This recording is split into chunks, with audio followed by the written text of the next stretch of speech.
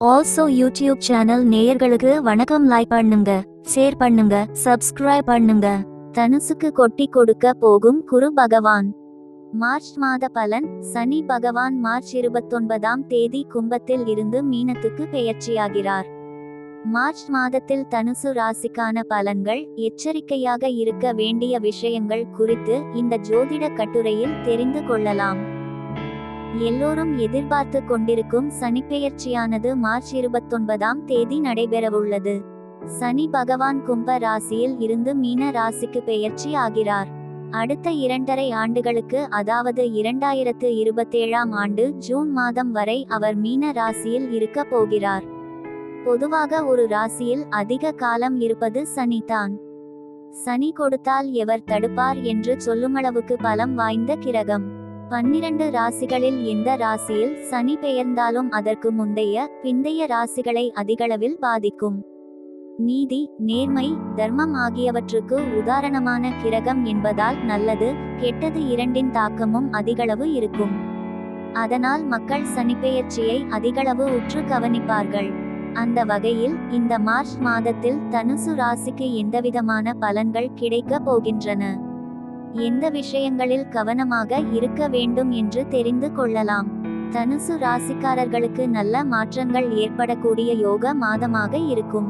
சுக்கிரன், சனி, புதன் இந்த 3 கிரகங்கள் பலவீனமாக இருக்கின்றன. நல்ல கிரகங்கள் வலுவான நிலையில் இருக்கின்றன. அபயோக கிரகங்கள் சாதகமற்ற நிலையில் இருப்பதால் கொடுத்து வைத்த ராசியாகத்தான் இருக்கிறீர்கள்.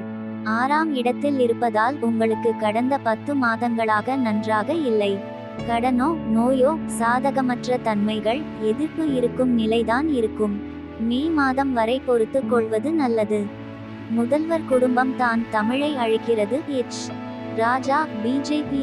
ராஜா பிரஸ் மீட் பெரியா சீமன் டிஎம்கே. மே மாதம் 14ஆம் தேதி மாறக்கூடிய குருபெயர்ச்சியின் மூலமாக உங்களுடைய ராசிநாதன் உங்கள் ராசிக்கே வந்து நல்லவிதமாக இருப்பது நல்ல அமைப்பாக இருக்கும். கணவன் மனைவிக்கிடையே சீராக இருக்கும். சிறு சிறு சண்டைகள் வந்தாலும் பெரிய சோதனைகள் வராது. முதல் திருமணத்தில் பாதிக்கப்பட்டவர்களுக்கு 2வது திருமணம் இந்த ஆண்டில் நடக்கக்கூடிய அமைப்பு உள்ளது. முதல் திருமணமும் நன்றாகவே இருக்கும். குருபெயர்ச்சி மூலமாக திருமணமாகாதவர்களுக்கு திருமண யோகம் உண்டு. ஜீவனஸ்தானத்தை 4-5 கிரகங்கள் வலுவாக பார்ப்பது பெரிய யோக அமைப்புகளை கொடுக்கும். வேலை, தொழில், விவசாயம், வியாபாரம் எதை செய்தாலும் அது நன்றாக இருக்கும். நல்லவைகள் நடக்கக்கூடிய அமைப்புகள் உண்டு. படிப்படியாகத்தான் நடக்கும். எந்தவொரு விஷயத்திலும் அகல கால் வைக்காமல் இருப்பது நல்லது. குறிப்பாக நண்பர்கள், உறவினர்களை நம்பாமல் இருப்பது நல்லது. 6, 8, 12 இடத்தில் குரு இருப்பதால் நல்ல அமைப்பு உள்ளது. யாரையும் நம்பி ஒரு விஷயத்தை செய்யாமல் இருப்பது நல்லது. பொறுமையாக இருக்க வேண்டிய காலகட்டமாக இருக்கும்.